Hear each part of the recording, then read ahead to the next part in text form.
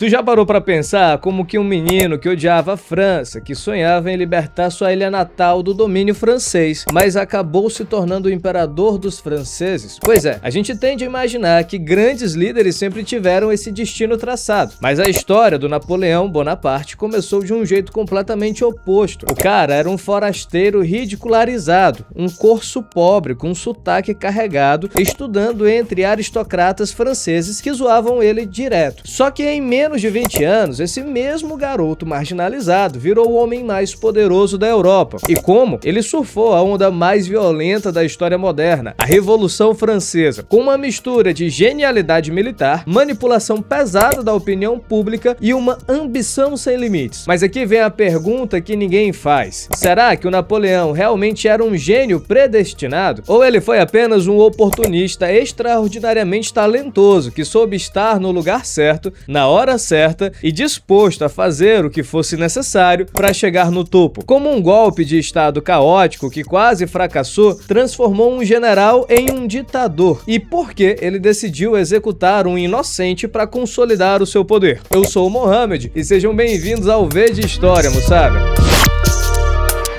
A gente tende a imaginar que os grandes líderes da história já nasceram com esse destino traçado, que desde criança já eram predestinados à grandeza. Mas a real é que o Napoleão Bonaparte começou a vida como um completo forasteiro. O cara nasceu em 1769, na Córcega, uma ilha agreste e montanhosa que tinha acabado de ser cedida por Gênova para a França. Então imagina a cena. Tu nasce numa terra que está em conflito direto, clãs brigando entre si, vendetas rolando solto, e tem um movimento de independência liderado por um cara chamado de Pasquale Paoli, lutando contra o domínio francês. O pai do Napoleão, o Carlo Bonaparte, era um advogado esperto. Ele tinha lutado pela independência ao lado do Paoli, mas quando a causa perdeu, o Carlo rapidamente mudou de lado e se acomodou ao domínio francês. E por quê? Porque ele viu uma oportunidade de garantir um futuro melhor para os filhos. E foi essa manobra que permitiu que Napoleão conseguisse uma bolsa de estudos para entrar nas escolas militares francesas. Um menino franzino com sotaque carregado. Só que a vida na França não foi nada fácil para ele. Ele acabou entrando na Academia Militar de Brienne em 1779. Ele tinha uns 10 anos de idade na época e lá já era ridicularizado o tempo todo. Os colegas franceses zoavam ele por ser corso, por falar mal francês, por ser pobre no meio de uma galera rica da aristocracia. E o Napoleão virou um cara isolado e solitário. E sabe o que ele fez com esse isolamento? Se refugiou nos livros. O cara devorava tudo sobre história clássica, especialmente as biografias de Plutarco, aqueles heróis gregos e romanos que conquistaram impérios. Ele lia o Rousseau e absorvia os ideais iluministas de virtude republicana e igualdade. Mas aí a vida deu outra pancada nele. O Carlo morreu, que era o pai do Napoleão. E o Napoleão tinha só 16 anos e de repente ele se viu como o chefe de uma família numerosa e quebrada financeiramente. Ele teve que amadurecer na marra, assumindo responsabilidades que a maioria dos adolescentes nem sonha em ter. E tem um detalhe crucial nessa fase da vida dele. O Napoleão ainda se via como um patriota corso, não como um francês. Ele admirava o Paoli, sonhava em libertar a Córcega, mas quando a Revolução Francesa explodiu em 1789, tudo mudou de uma forma que ninguém poderia prever, e a gente vai entender como agora. A Revolução Francesa não foi só uma mudança política violenta, ela foi a oportunidade que caras como Napoleão estavam esperando sem nem saber, porque antes da Revolução, um pequeno nobre corso, pobre e com sotaque estranho, jamais teria chance de chegar a ser general, muito menos a governante da França. As barreiras de classe eram praticamente intransponíveis, mas a Revolução destruiu essas barreiras, e de repente, o que importava era competência, não sobrenome ou fortuna. No começo, o Napoleão tentou usar a turbulência revolucionária para elevar a família dele na Córcega. Ele jogou o jogo perigoso da política local, tentando equilibrar entre os paolistas e a administração francesa. Só que o Paoli, desconfiando da ambição dos Bonaparte e querendo se aliar à Inglaterra, acabou banindo a família inteira da ilha. Foi aí que o Napoleão perdeu sua identidade corsa de vez. Paris. Ele e a família fugiram para a França em 1793 e o cara que antes assinava Napoleone Bonaparte agora se tornava Napoleon Bonaparte, um oficial francês ambicioso e sem pátria, exceto aquela que a República lhe oferecia. E foi justamente em 1793 que a primeira grande chance apareceu. Os monarquistas franceses tinham entregue o porto de Toulon para os ingleses, criando uma ameaça enorme para a Revolução. O Napoleão, na época um capitão de artilharia meio obscuro, foi destacado para o cerco da cidade. E aqui que a competência técnica dele brilhou.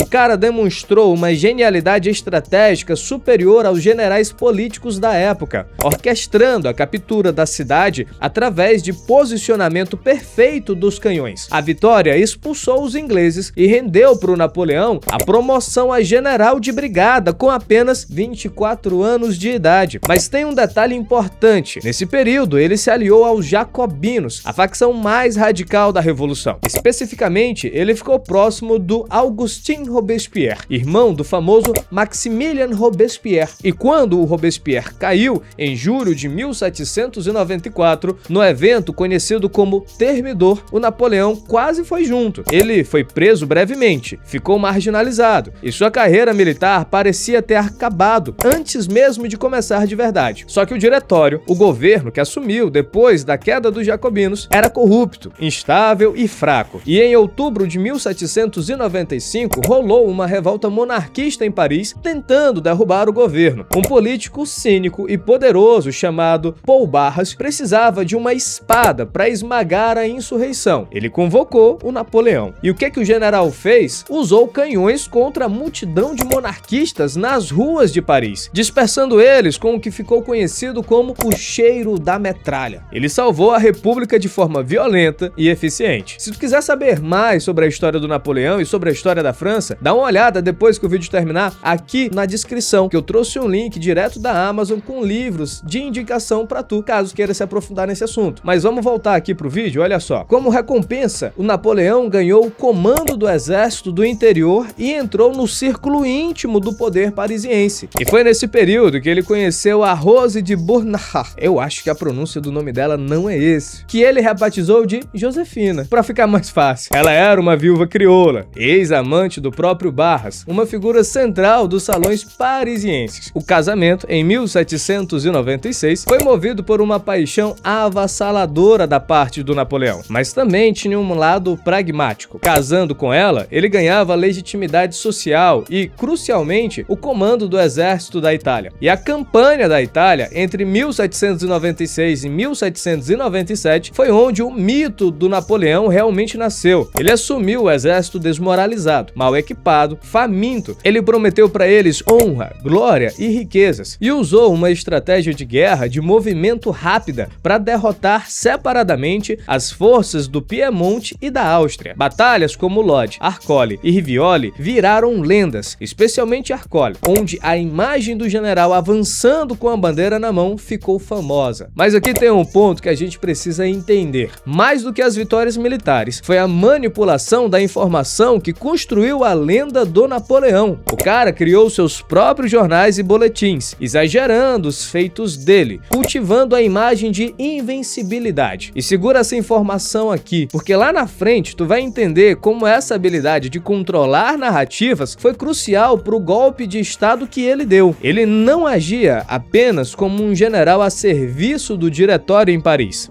Ele negociava tratados por conta própria, como o Tratado de Campo Fórmio. Redesenhava o mapa político da Itália, criando repúblicas irmãs como a Cisalpina e a Ligure. Ele estava agindo como um soberano independente. Quando ele voltou para Paris, já não era mais um servidor do governo, era uma força política autônoma, um herói indispensável. Mas o Napoleão era ambicioso demais para ficar parado. Em 1798, ele orquestrou a invasão do Egito. A ideia era atacar indiretamente a Inglaterra, cortando a rota dela para a Índia, mas também tinha um lado de fantasia romântica. O cara queria emular Alexandre o Grande. A expedição levou até cientistas e artistas, o chamado Instituto do Egito, projetando a imagem de um conquistador ilustrado. Militarmente, a campanha no Egito foi mista. Teve Teve vitórias táticas impressionantes, como a Batalha das Pirâmides, mas a frota francesa foi destruída pelo almirante inglês Nelson na Batalha de Albuquerque, isolando o exército no Oriente. E quando Napoleão percebeu que estava preso num impasse militar e que a França mergulhava em instabilidade política e derrotas militares, ele tomou uma decisão radical. Abandonou o exército dele no Egito e voltou para a França em 1799. O retorno dele coincidiu com um vácuo de poder total.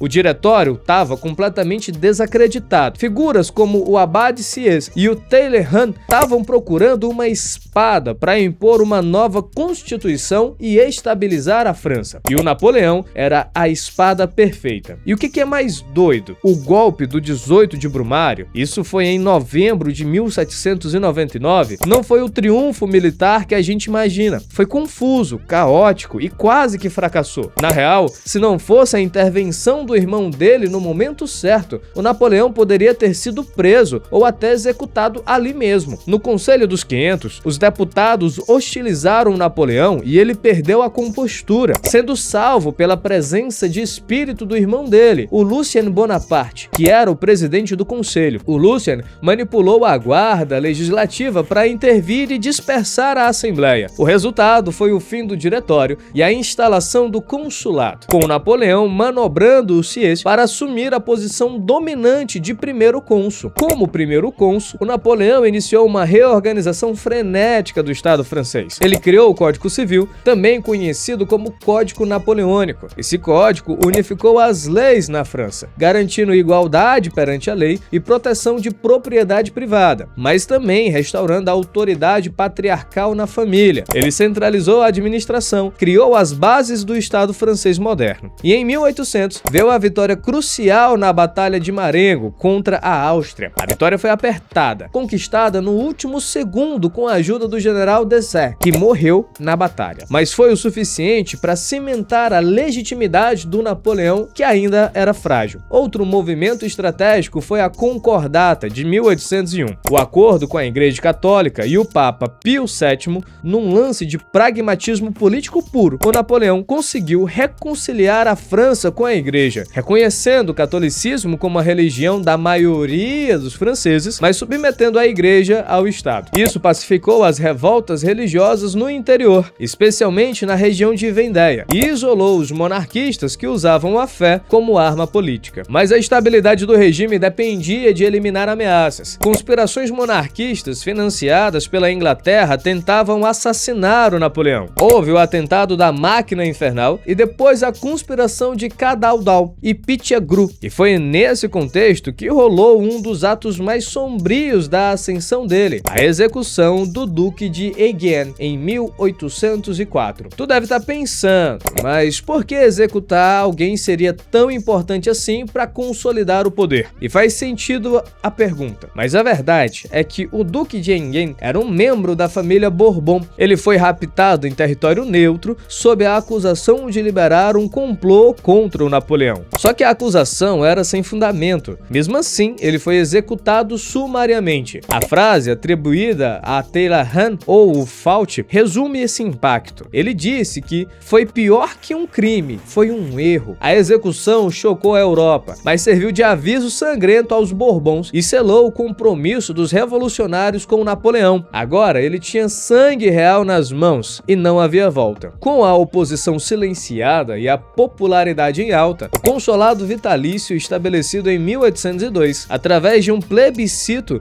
se tornou um passo natural para a monarquia hereditária. O argumento final era a segurança. Uma dinastia Bonaparte tornaria inútil assassinar o Napoleão. Os monarquistas não ganhariam nada com isso. E o Senado propôs a mudança, ratificada por um novo plebiscito. E aí chegamos em 2 de dezembro de 1804, na Catedral de Notre-Dame, em Paris. O Napoleão queria mais do que ser apenas um ditador militar. Ele almejava legitimidade dinástica, fundir a herança de Carlos Magno com as conquistas da Revolução. A cerimônia de coroação foi meticulosamente coreografada. O Papa Pio VII foi trazido de Roma para validar o ato, dando uma aura de aprovação divina. Mas o momento mais simbólico foi quando chegou a hora de colocar a coroa. Diferente de Carlos Magno, que recebeu a coroa do Papa, o Napoleão tomou a coroa coroa com as próprias mãos e coroou a si mesmo. Foi um gesto carregado de significado. O poder dele não derivava de Deus ou da tradição monárquica, derivava do mérito próprio dele e da vontade da nação francesa. Em seguida, ele coroou a Josefina, pro desgosto da família Bonaparte, que a detestava. A transformação estava completa. O pequeno nobre corso, ridicularizado nas escolas francesas, exilado de sua própria ilha, tinha se tornado o imperador